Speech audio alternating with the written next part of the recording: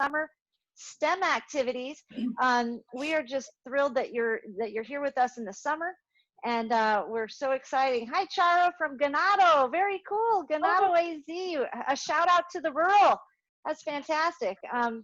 Really excited to have some new faces, and we're going to do some summer STEM activities with the amazing STEMazing. And by the way, if you miss any of these, I have some tips of the day I dedicated all week to STEMazing. So Amanda's got those tips of the day. She'll pop those in the chat as we go along.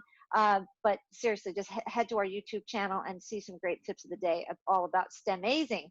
We are Grand Canyon Professional Development, wing here of Grand Canyon University. We're so excited to be here with you. And we are Canyon Professional Development PD with purpose. Everything we do is to empower you all to fulfill that purpose and help your kids to do the same thing. We have a fantastic team that surrounds us with love and spirit and prayer. So please don't hesitate to speak to anybody on our team. They would be more than happy to help you out. And here are their lovely faces. Today, I will be conducting our prayer at the end, so stick around for that. My name is Corey Araza. It's a pleasure to be here with you. I'm the director of K-12 STEM Outreach. So the STEM summer activities is one of my favorites. I'm not going to lie to you. And the guest experts we have on today are going to thrill you. I do have 17 years in the classroom in computer information systems, English as a second language, and Spanish. The last 5 years really building maker spaces and STEM integration. My fearless colleague who keeps me in line, Marnie Landry, has a lot of great STEM background as well. Marnie, go ahead and introduce yourself to our crowd here today. Otherwise known as Corey's sidekick.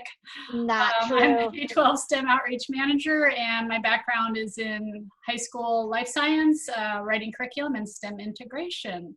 But better yet, it's my honor to introduce our STEMazing guests. So go ahead and go to the next slide and let them introduce themselves.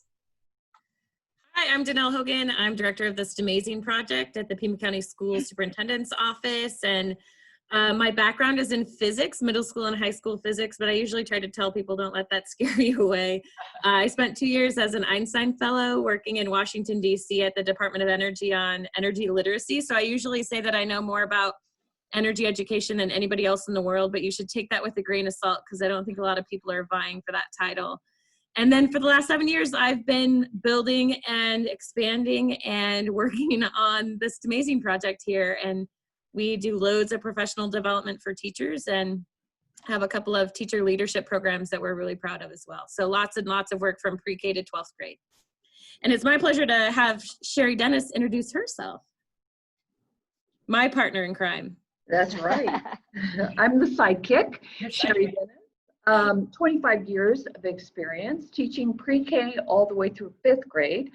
Also helped with the Marana School Unified School District at DeGrazia, the instructional leadership team, and STEMazing, the first STEMazing teacher leader cohort group and groupie.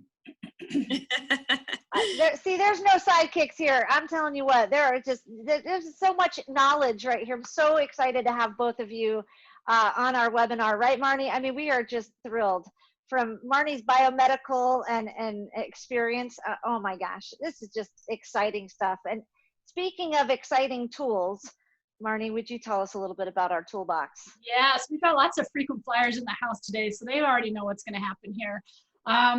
We need someone to be our tool master. There'll be a lot of tools and strategies introduced today, a lot. And we would like someone to help keep track of those. So your job would just be to create a little side list and type them in there or write them down. And near the end of our webinar, you'll see the same red toolbox. We'll pause. We'll give you a moment to kind of compile that list and put it in the chat box to share it with everybody. This way, everyone has a chance to just kind of watch and not worry about recording, you know, all of those tools, but the tool master will provide that for us. So who's stepping up to be tool master today? And speaking of tools, if you want to play along a little later, make sure that you have a few materials by your side, mainly scissors, tape, cardstock or index cards, and then what am I missing? Straws. Straws, yeah. Index cards and straws. So I'm typing this in the chat right here just to wait for our tool master. You don't have to have cardstock and index cards, just one or the other, and a straw. I think you need just one straw. You could have more than one though. Might be, you know, if you're gonna, more than one is great. If you have more than one, that's great, right, DaNel? Yeah, one is great. If you have more than one, that's perfect. But you really just need one, essentially. What turtles? Yeah, and the turtles. Well, I might have said turtles. I don't know, but it'll be fun. Either way, tools, turtles. I think that's Tina Taylor's trying to say she wants to be the tool master. Is that what's happening there? I think that's what just happened there. I don't know. Tina, that's is that what's what happening? you get for a smart aleck remark. Okay, thank you, Tina. All right, thank you, Tina, Tool Master. We will call on you at the end. And if you're having problems remembering everything, just let me know. I'll help. She'll remember not to comment when I'm looking for a tool master in the future, right? Your time was due. I love it. Well, hey, I would love, DaNel, if you wouldn't mind setting the stage for our learning today with this quote. Absolutely. Your brilliant first flop was a raging success. Come on, let's hurry and on to the next. Life might have its failures, but this was not it. The only true failure can come if you quit. And that's from one of our favorite STEMAzing picture books, Rosie Revere Engineer by Andrea Beatty. That's awesome. I don't think it needs much more intro than that. So I'm going to move right along. Thank you so much for setting that great stage, because STEMazing is just about being amazing. Like, you know, it's just about innovation and creativity and curiosity. So speaking of those three pieces, our goals and objectives today are to discuss how summer STEM activities can inspire curiosity and enhance academic skills throughout the summer. You're going to learn at least 3 strategies that support STEM practices, including the engineering design process to enhance critical thinking, ideas engineering journal, and STEMazing picture books with engineering themes. So we have a very heavy engineering STEM focus today. When we're finished with that, you're going to evaluate the webinar, earn a PD certificate, and I'm going to take us all through our closing prayer today. So we hope that you stick around for the entire webinar. We'll have some Q&A after that prayer. So feel free to get those questions ready for the experts. Speaking of ready for experts, let's ask a little bit about you, our experts who are on our call right now. I would love for you to go to www.menti.com and use the code 375783. So I'm going to go on my phone, menti.com, and type in the code 375783. And as you can see, I've got it on my phone here. I've asked a question, and the question is, what does hashtag STEMontheCheap mean to you? So go ahead and enter some words as to what that means to you. And while you do that, I am going to show you the back of the house of Mentimeter. Before I head over to the back of the house, though, I've also got another task for you. So I hate giving you 2 tasks at once. So we'll come back to that, downloading a random number generator and perhaps that link. You're welcome to go here and pop that link there in the chat if you want to. I got the link, don't worry about it. Oh, I just popped it in. Okay. So there you go. But this is really what I want to look at. What does STEMontheCheap mean to you?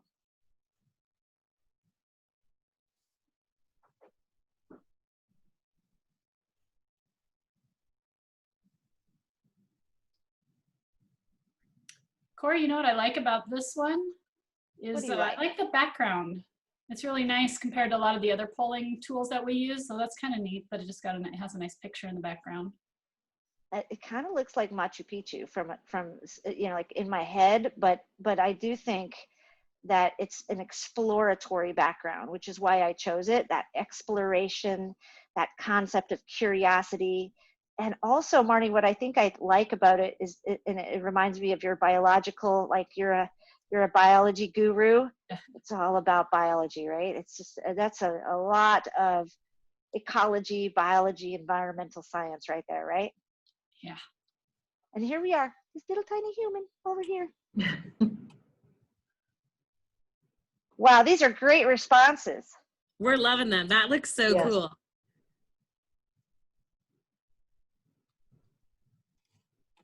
DaNel, what words are popping out to you the most that you've seen in your world? Well, easy was big there for a while, which we definitely agree with. And recycled and fun and not reinventing the wheel. We totally agree with that. And accessible is like critically important. Yes. That's definitely, I'm happy to see that one staying popular. But yeah, and cheap, right? Like we live in a state, sadly, that's hyper underfunding education, worse than others. And so we do have to be really creative, but we usually say, you know, inexpensive materials don't mean that you can't have rich learning opportunities. Oh, say that again. Yeah, that was really poignant. Yeah, inexpensive materials don't mean that you can't have rich learning opportunities. Wow. Because sometimes, you know, we think you have to have like the shiny robot or the fancy thing. When in fact, you know, it's like kids who play with the box that the present came out of more than they play with the present that you gave them. Sometimes those are super engaging, wonderful experiences that are more valuable than the shiny thing that was really expensive. Like the cat, right? The cat, you got a cat condo perhaps, but she really likes the box. You know, I wish I just bought the box. These are really great. So budget friendly. My brain saw Dr. Monty. That's hilarious.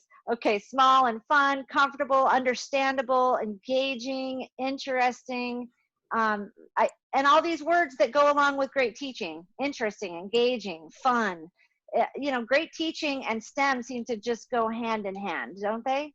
So thank you so much, everybody, for playing along with Menti. With Mentimeter, here's the back. Whoops, just kidding. This is the back of the house. I'm in the back of the house because I'm presenting. So here, I can see how many people are involved, or how many responses, I should say, are involved. And then I can also hit my escape. Whoops. Generally speaking, I hit my escape button, pop right back over into the tech tool that I'm looking at here. And we've got here, for example, your type of question. We used a word cloud. You can use multiple choice, open-ended, ranking. You've got quiz competition and content slides. Those some of those are premium, or you know, they cost in the premium account, but so much of Mentimeter you can do for free, and we definitely recommend that. You can also reset the results to do it again, so in case you have something that's inappropriate that's written in there, you can reset those results. You can also limit how many entries per person that you have, or per participant, and you can let participants answer multiple times. Here's your customization, and you'll see what is grayed out is what is a premium option, right? And then some of those, like for example, the theme is what Marnie had referred to at the very beginning, right? How cool this theme is. It's called the Explore theme. I felt like that was pretty appropriate for a STEM journey today. And some of these are premium and some aren't. I was surprised that the Explore theme was available to us. So that's just a little bit of the back of the house and Mentimeter, and so many, like Marnie said, are frequent flyers, so you might have seen this before.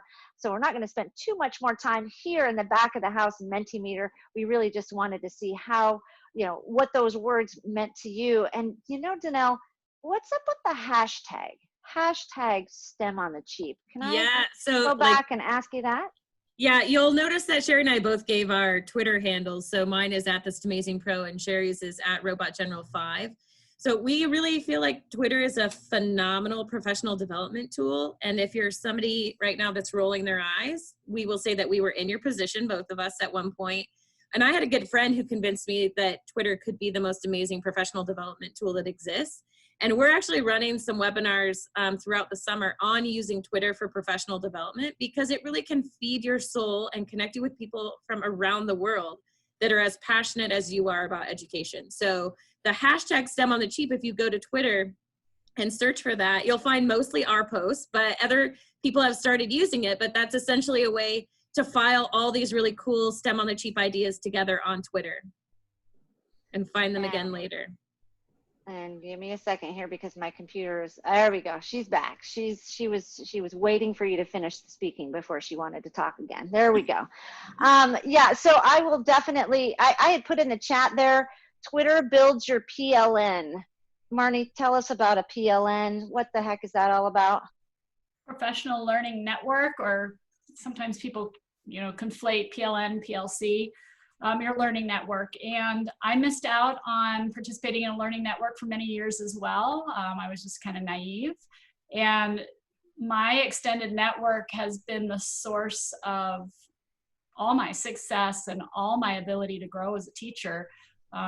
It takes me outside my four walls, and that's pretty I mean, I just feel in a very lucky position to be able to have made those connections so I can learn from other people who have different perspectives and different experiences than I do. If you're just always staying around the same people that you are always working with and teaching with, you're never going to grow beyond your shared experience and your shared knowledge. Yeah, and you know, now with Google Translate too, one time we got some comments in French about some robot stuff that Sherrie was doing, and I popped on and was responding in French. And when Sherrie and I cut up, she said, "You speak French?" I said, "No, I don't. I was just using Google Translate to communicate," which isn't always grammatically correct, but it's close enough that people can understand you. So even across language barriers, you can network with people and share ideas, which is great. So great. And just for example, love this tense gritty, is that how I say that? Sculpture, for example. Yeah. Like, I don't know anything about this, but I'm interested already because it looks like it's cheap and it's easy and it's fun, and I'm here at Twitter and I can see that, and I highly recommend that you use this hashtag and you check out Twitter for your professional learning network. Thanks guys for having that chat there. Tell us a little bit about the random number generator before we move on. Yeah, so it'd be nice if people on their device would download a random number generator so that we can use it later in the presentation. We're going to use it to select some options for all of you. And the one that we like the most is called Pretty Random, but any random number generator that's free in the App Store will be fine. And the ones that we like have maximums and minimums that you can change, and then it'll just kick out a random number, which is really convenient. Super cool. All right, so there you have it. Download that random number generator. And Marnie's popped the link in the chat there for everybody. Thanks, Dan. You mentioned how Twitter changed your professional network as well. So we appreciate you guys sharing your comments in the chat. Please keep doing that. And just so you know, later on, get ready for design inspiration utilizing random number generator. So don't be left out. Download that as you can.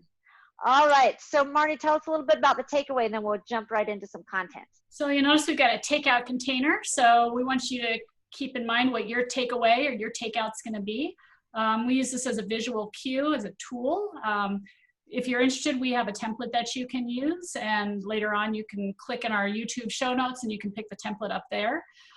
We will have this same symbol later on again in our slide deck, just to remind you to reflect, but more to remind us. So as a teacher, I really like having a visual cue to make me stop and give time for students to reflect, or attendees, or the audience.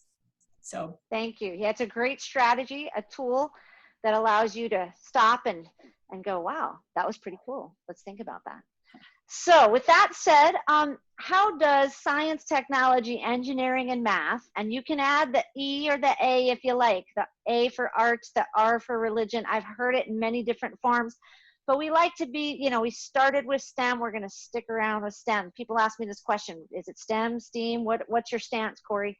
My stance is this: when the industry requires STEM workers, I'm going to say STEM. When they start to require STEAM workers, maybe I'll say STEAM or STREAM. But we all know that art is that vehicle to bring STEM into fruition. So please know that spirit and art are very important to us as well.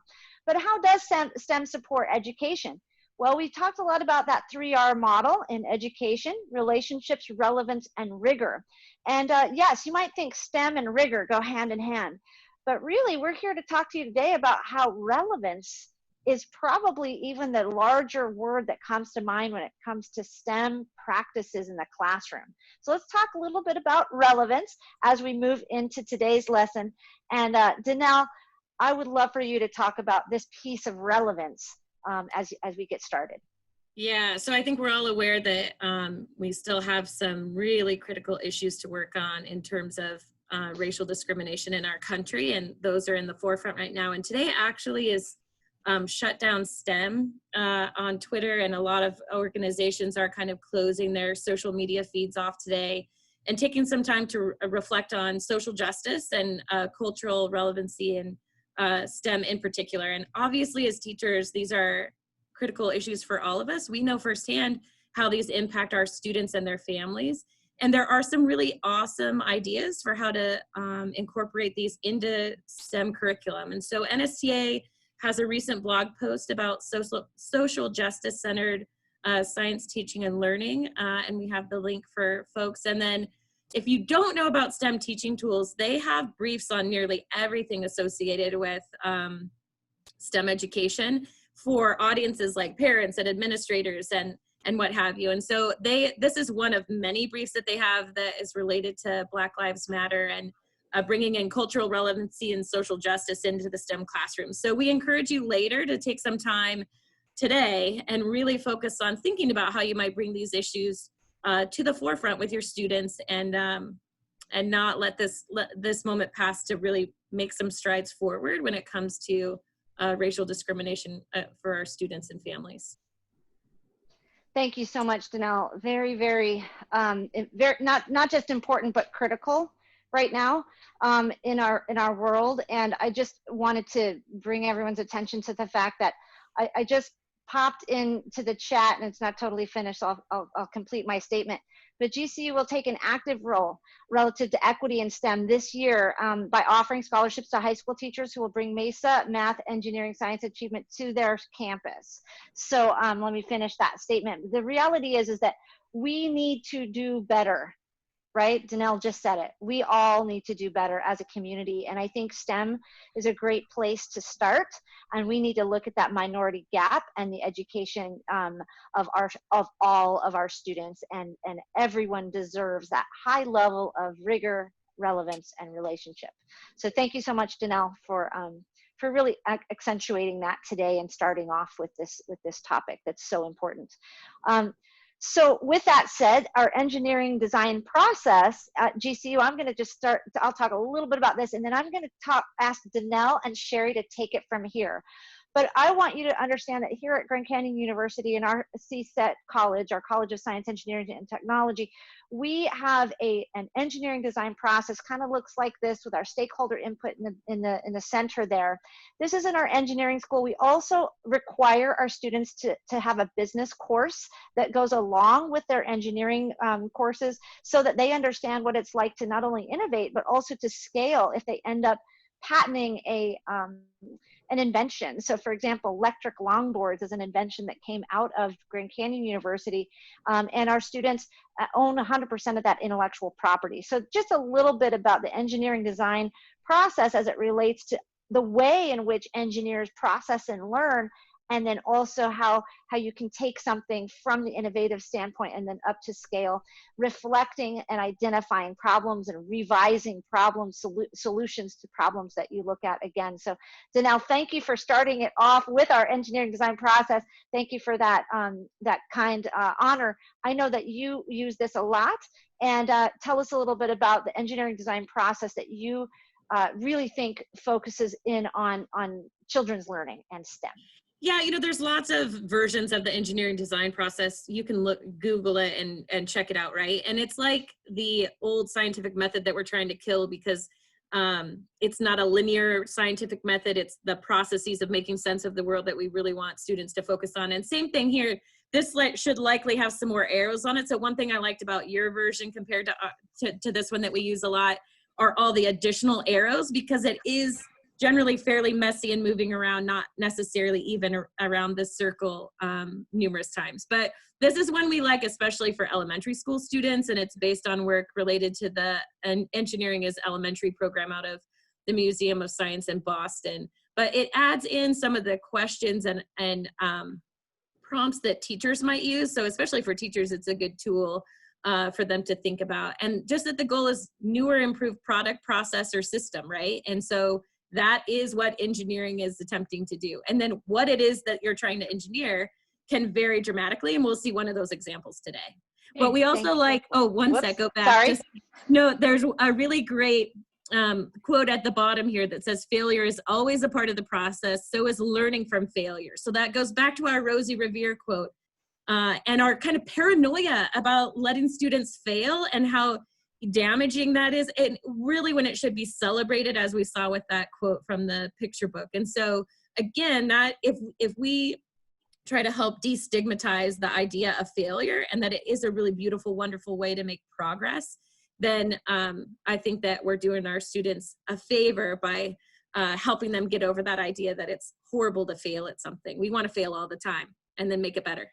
Now, I've got a quick question. Thank you. If I'm a teacher who doesn't use the engineering design process or just hasn't yet, how do I know I'm using the right one? Oh yeah, there is no right one. Yeah, and so that's the good news is use whichever one you feel fits the situation. And also it is, I think, advantageous to introduce your students to a variety of different ones so that, and then maybe let them create their own once they've had some experience with different ones, which is a good way to think about it. And ask them, are there any steps that are missing? Is there something else that you did here? So I would use the fact that there are multiple versions of the engineering design process as a learning opportunity for students. Such a cool idea. Yeah, that's a really cool idea. And I love the prompts as well here. So that really focuses in on what it's all about to put some pedagogy behind it. Thank you so much, DaNel. All right, now here we have a start. Go ahead and tell us what we're going to do. Sherrie, DaNel, both of you. I'm excited. Yeah. I've got my materials. I'm ready. We are always about like actually doing stuff. And so we hope that you have these materials. And if not, you'll enjoy watching and you can try it later. But for those of you that have the materials, we're going to have you build something with us. And one of the tools that we've been working on recently is the Ideas Engineering Journal, which we'll introduce in a bit. But for now, what we want to do is build a model to begin with and then engineer that model. So engineering does not always have to start with these really big, challenging questions and then criteria and constraints and all that. It can start with like a built model and letting students iterate through the engineering process with that. So that's what we're going to demonstrate today. And so we always want to use STEMontheCheap items whenever possible. So, and items that are easily found around the house are our favorites. Yeah, and we shop a lot at like the dollar stores and places where you can really get a lot of materials that then can be used for a variety of different things. So you could use straws also for straw oboes, and you can use the index cards for lots of other construction activities and on and on. So yeah, maximizing what you have. I mean, for $10, we could probably engage you for a whole week with different activities with $10 worth of stuff from the dollar store. And again, we have that whole collection of these great ideas on our website, and we're gonna highlight some other great collections later on too. So we're gonna teach you how to do this. First, you need to take your index card. And if you don't have an index card, I'm gonna stop sharing my screen because I've given you guys the items in the chat. So if you need to go and grab your items, feel free to do that. They'll be in the chat if you need to see that. But I'm going to show DaNel so that y'all can see her. I'm going to spotlight the video so that she's got all kinds of room here to show us what to do. So go right ahead, DaNel. So if you have a 3x5 index card, generally speaking, it has 12 lines on it. How do I know this? Because we do this a lot.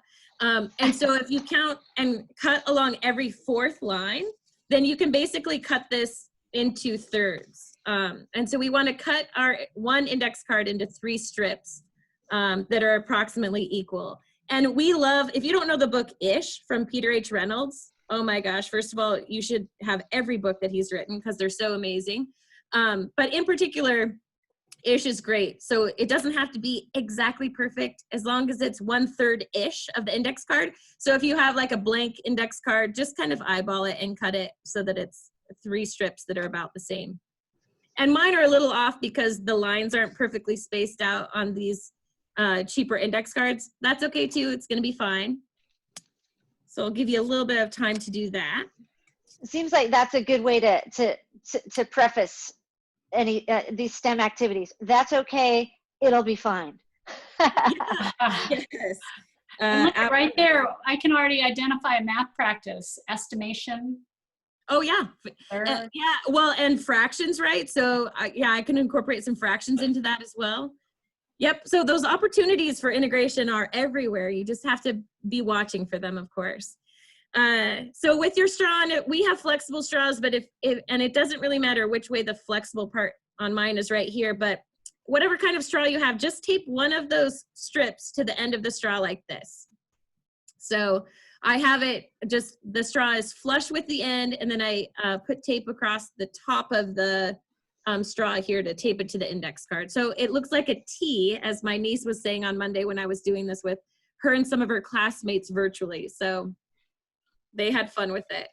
We'll share some of the experiences they had. That's the fun part. Watching kids just have a good time. Indeed. And so, yeah, then you guys have your T's done, which is great. And then the next thing we want to do, I like to take a piece of tape and put it on one of the other strips. But basically what we're going to do is take these two strips and overlap them just 1/4 of an inch and put tape around them, so that now instead of a strip that's 1 5-inch piece, now I have a double length strip. So now it's bigger. So however you want to, tape those two together. And then, as you may have guessed, we're also then going to tape them to the other end of the straw the same way. Nope, I didn't see that coming at all. And then you're going to be so impressed. This airplane flies so, so well. I don't know if you've ever made these before, but it is incredible. And somebody asked, what age is my niece? She is 7. And I've been doing Aunt DaNel's science recess with her because they've been on virtual learning as well, remote learning. And then some of her classmates came. One classmate came, and then the word got out to the other ones, like they wanted to come. So I send like the supplies they need to have, and then they join and do fun stuff with us, which is great. Okay, you send them supplies? That's cool. I don't send them the supplies. I send them the list, and then they. Oh, gotcha. But Oh, yeah, right. we have done that though too. We had a preschool group that I worked with here in Tucson, where they got to get all the supplies from a grant that we had from Community Share. One of our teachers did, and then it was great.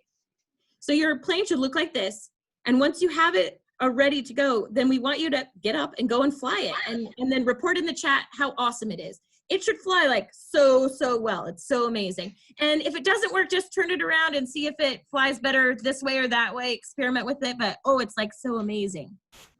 Wow. Okay. Let's see if. Yeah. And this, I mean, this just looks just like an airplane, right? It's so cool.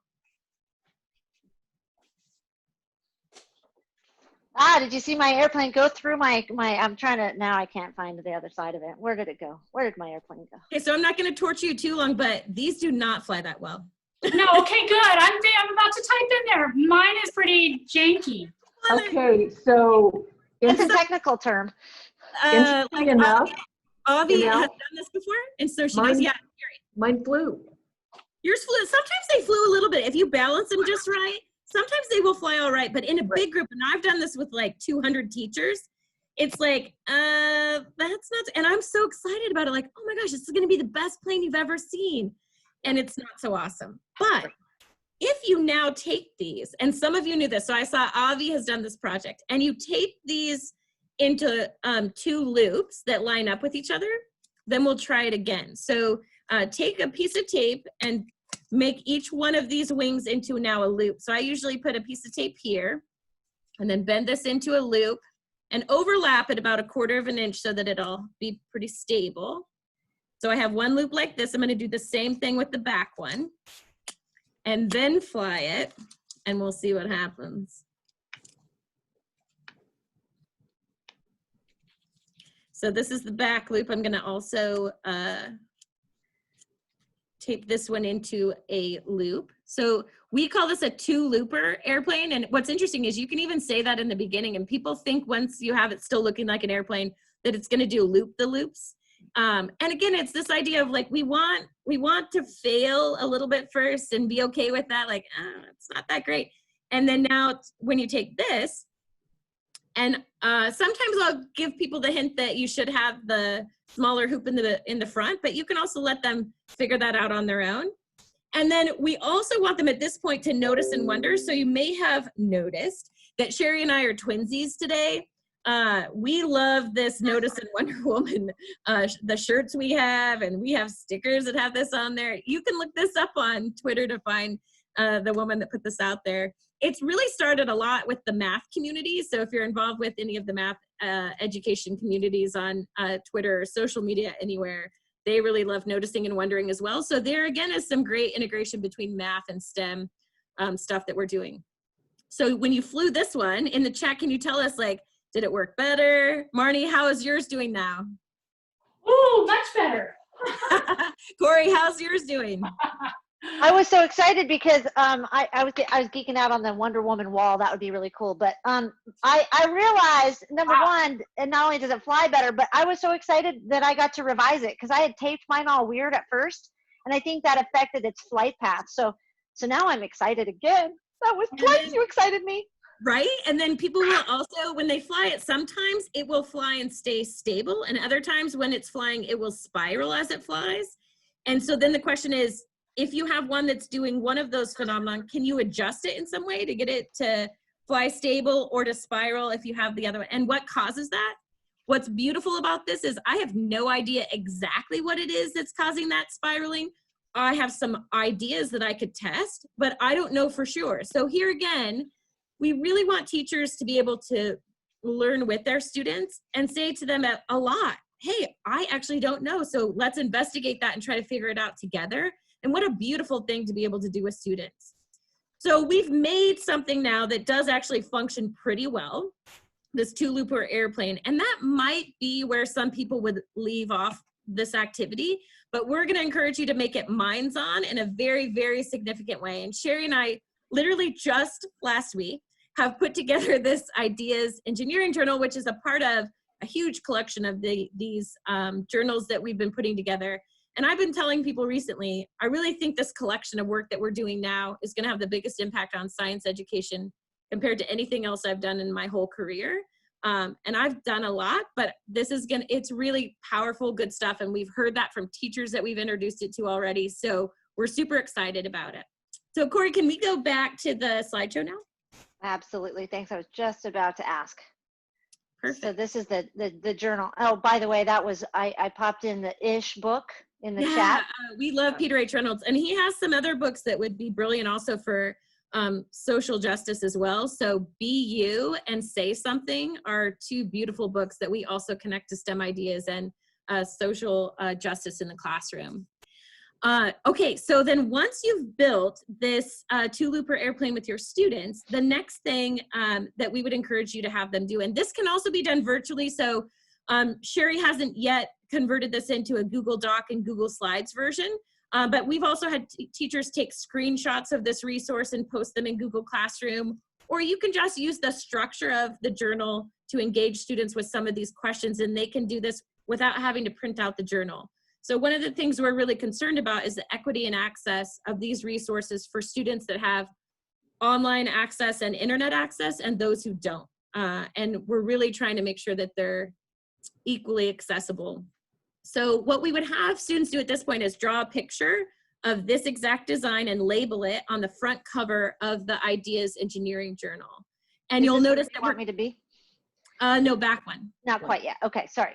The And- dot here. Right. Yeah, so they would draw, Okay. this is the front cover of the journal, and then they would then write their engineer's name. So we want to refer to our students as engineers and scientists and mathematicians, and that is powerful psychology. And thanks to Sherrie for that suggestion, by the way. She's forced me to go back to our other journals and change it to scientist's name for our Notice and Wonder journals. And then we're engineering this, right? So we would write engineering this two-looper airplane. And once they've done that, the journal then goes through and has them try to improve this. So now you can go to the next slide. All right, I'm busy And we typing always- in chat here. Yeah, we always say that you haven't actually engineered something unless you iterate through that engineering design process at least 5 times. And so that's critically important. It's not just once, it's not just building something. And so the journal then has students think about ways that they could engineer this. So in the chat, can you tell us something you would do to change this? What's one modification that you might make? Can you make something a part bigger or smaller? Can you To make change it to fly better, DaNel, Yeah, or try to make it just better. or whatever. Okay. Mhm. Oh, And the- I got a question right there. This Sure. is just the science teacher in me. what's better? Ooh, so Yeah, sorry. No, and that's incorporated in the journal too. So it also has them thinking about what does it mean to be better and how would you know? So they have to provide evidence in the journal about whether or not the new modification made it better, and how do they know, and are they going to keep it or kick it, that modification. And then keep it or kick it. we like to keep it or kick it. And then they change that modification and either keep it or change it back again or try something else.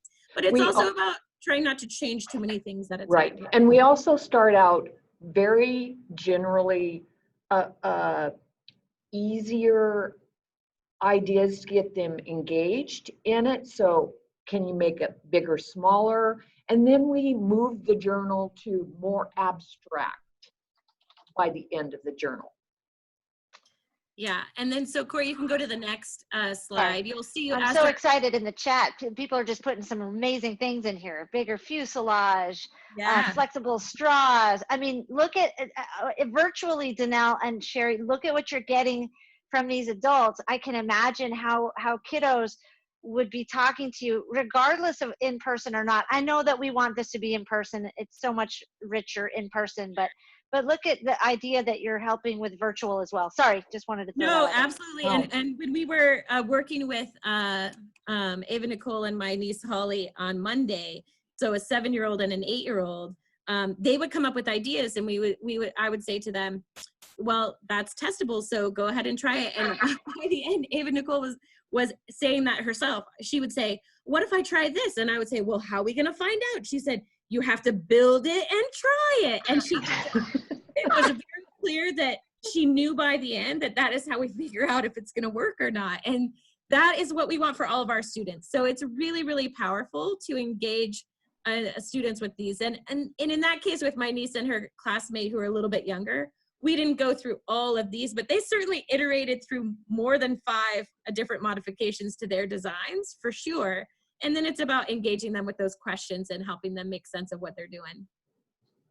Super. And if you go to the next one, another piece that we incorporate into the journal, if you look at the questions that we have for ideas for modification 4, you'll notice that it's referencing, can you make it safer for them to use? Did they have suggestions for you? So right before that, we have them take their model as it is after 3 modifications, let other people use it and get some feedback about how it works, and do they have any additional ideas. And we also try to value the idea that they might see a modification somebody else has made and use that as their own, and incorporate that in their design. So it's that teamwork piece. And they might not be modifying and engineering on their own. They might be working in a group, which is even better. So there's lots of ways to use this journal to help engage them with how engineering really works. It's not like science and scientists and engineers are in these rooms by themselves working on things without a lot of collaboration. That is so great. And what I'm thinking right now, because I'm seeing that Mark in the chat is really offering some suggestions, and being that he's an engineer, I could see inviting an engineer to your virtual lesson and have the engineer come back and say, yeah, that's a great thought. Have you thought about it this way? And then kids get the thought of, okay, now we're really in business, or we're not, because this is a real engineer helping us out. So thanks, Mark, for being absolutely for being so transparent. Go ahead, DaNel. No, and I will say too, to Mark's point, even for pre-K students, we're using that vocabulary and language, right? So we've done literally this 2-looper activity with our pre-K teachers, and when we're talking with them, we're teaching them about the 4 forces of flight, and they're incorporating that very important vocabulary. And when people get a little nervous about vocabulary, I always say, listen, if these kids can learn Tyrannosaurus Rex, they can learn thrust and gravity and lift and all the rest of those words as well.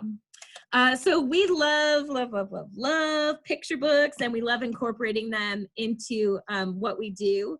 And there are some really, really great picture books that you can add to your collection. And I will say, even as a high school teacher, that using picture books, even with older students and adults, is critically important as well. Many of these books have awesome social emotional lessons that are important. So these are some that we're highlighting that also have diverse characters in them, because far too frequently We're not bringing that diversity into our classrooms in the books that we're sharing with our students. So we, in particular, because of the Black Lives Matters and the racial issues that we're still facing in this country, wanted to highlight the really awesome picture books. Some of them are nonfiction, some of them are fiction. So Ada Twist Scientist is another one by Andrea Beatty, who wrote that Rosie Revere Engineer book that we love. If you don't know Everyday Superheroes, Women in STEM Careers, oh, that highlights living women in STEM. So oftentimes we highlight dead people in STEM, and that is okay, but it's also nice to see people that are still working every day to make our world a better place. So we love that Everyday Superheroes book too.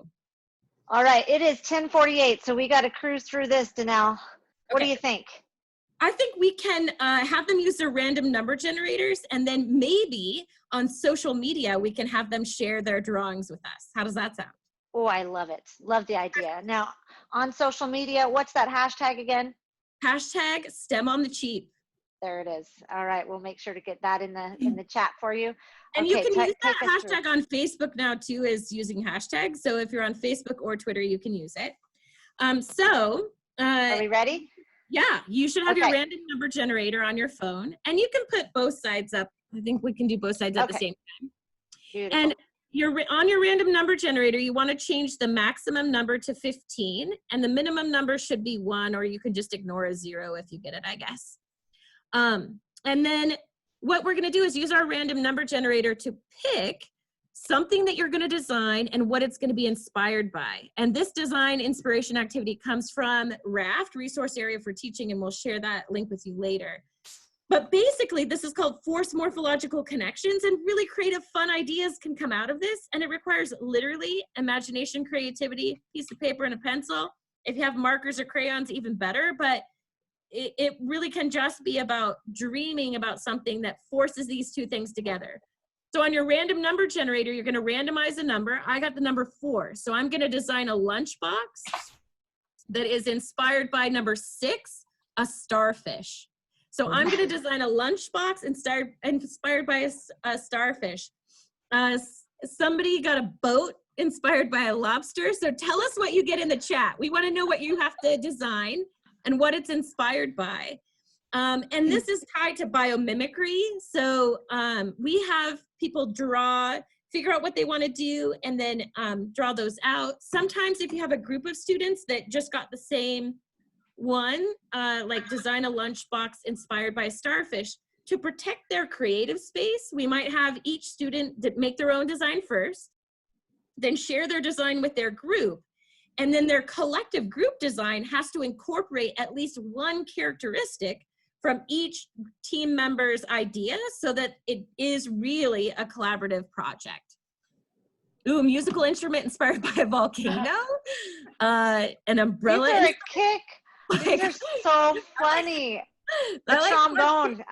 Carol has a musical instrument inspired by a pirate. That's awesome. By a walnut. A lunchbox inspired by a walnut. This is fantastic. Let me tell you, when I did this with my 4th graders, this was where I started with engineering, because I knew that they would love that creativity of a 4th grader, or any kid, comes out in so many inspirational ways that you're like, yeah.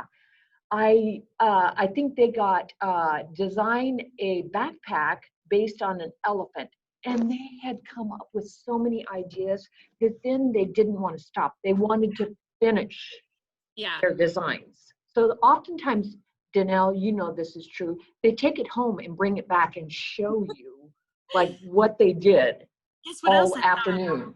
Yeah.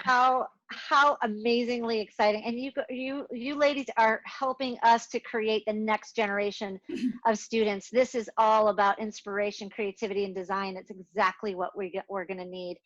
I hate to do this quickly, but we're running out of time. So let's go ahead and focus in on this STEMontheCheap favorites, DaNel and Sherrie. These are again just things that you can explore later, but if you were to ask me what's your one favorite STEMontheCheap site, then I would give you 3.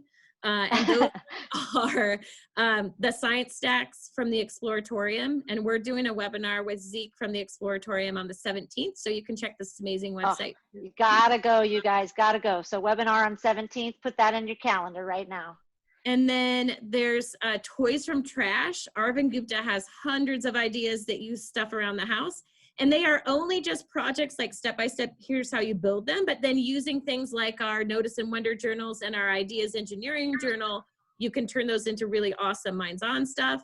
And then the resource area for teaching out of California has hundreds and hundreds of idea sheets. And that's where we got the design inspiration idea. And there's Buzz Off and loads of other ones that we've used from them as well. So great. Thank you so much. Oh my goodness. So there's some summer STEM opportunities online and in person. Tell us a little bit about these. Yeah, so if you're following us on Facebook or Twitter, you'll see these announced, but on our website, you can just go to STEMazing.org/register. Sherrie and I have sciencing and engineering webinars coming up that are hosted by the Arizona Department of Education. As I said, we're doing those webinars centered on using Twitter for PD. So that's another hashtag we have going. And then I mentioned the STEM Care Package webinar that we're doing with the National Academy of Sciences that'll highlight those science snacks, the physics toolbox suite where you can turn your device into a data collector for free, and then other STEM on the cheap ideas that we have from the STEMazing project. Thank you so much. And speaking of tools, I hope you're getting ready, Tina Taylor, because holy She beat you. Well, she's already got, oh my goodness, I love you. How cool is that? So our tools, she's got a shared document that everybody can check out. I'll click on it here and see if I can't give you some extra love. Look at that. Look at that toolbox that Tina Taylor put together for y'all. And it looks to me like you can make a copy of that. She's even adding more to it as we speak.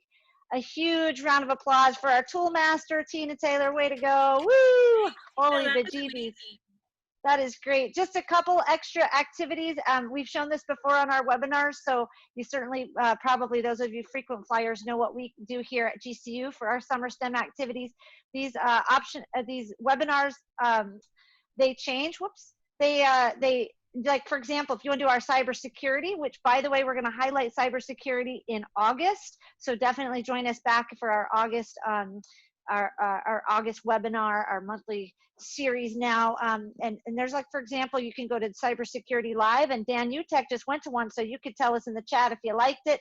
We appreciate any suggestions about what your thoughts about what you do here. So digital design, all kinds of neat STEM activities through GCU Live. We hope today that you were able to get some discussion in about summer STEM activities, not just STEM, but also social justice and STEM and how they work together to inspire curiosity, enhance academic skills, using the engineering design process, critical thought, very important, the Ideas Engineering Journal, and STEMazing picture books. We appreciate y'all so much for being here every week with us. We have put the evaluation in the chat here, so please feel free to fill that out for your PD certificate, and we're going to move into a time of prayer as we close out our webinar today. I think our guests might stick around for a couple extra minutes. If you want to stick around for Q&A, please feel free to do that. As always, we are here to empower, educate, and inspire you, our community, so you take action to fulfill your purpose and to serve others. Don't forget, July 8th, we'll be talking about project-based learning, so please come on by. July 8th, August 26th, just had confirmation that's going to have some cybersecurity to that flair there on August 26th. And then we will look at your results of your survey, what you want to see in September and October. And again, we just can't wait to see you back here again. And don't forget, the 17th, DaNel and Sherrie have a webinar, and they've got a myriad of other webinars coming up. Don't forget to check out the Exploratorium as well that they work alongside with. So DaNel, I'll have you talk a little bit about that in a second. Thank you, Tina, for the toolbox. Hopefully you took some takeaways with you. This is the conclusion of our webinar piece. I'm going to do a quick prayer afterwards, so stick around for Q&A after the prayer. Our evaluation is now in the chat. It's called Summer STEM Activities. A huge thank you to both of our experts, DaNel Hogan and Sherrie Dennis. Huge applause. If you're a Zoomer and you know how to applaud, that's the button you want to hit here on your reaction. Say thank you to them. If you wouldn't mind bowing your head in a moment of prayer, I'm going to start with this scripture. It's from Colossians 3:23. Whatever you do, work heartily as for the Lord and not for men. If you wouldn't mind just bowing your head for just a moment. Mother, Father, God, we ask that you grant us your creativity, your curiosity, and your critical thought as we help to inspire our children, not only our own children, but our students and those educators that will come up and through our universities and our schools, so that we have the power to inspire. We know, God, that you have our back in everything we do, and we appreciate the fact that we have the ability to curiously discover, to fail early and to fail often, and to know that we are created in your perfect image. For all of the strength that you have given us today and that you continue to give us, we give thanks in advance for your love, your blessing, and your curious spirit within us. In the name of Jesus, we pray. Amen. Thank you again for joining us. We have a little bit of time for some Q&A.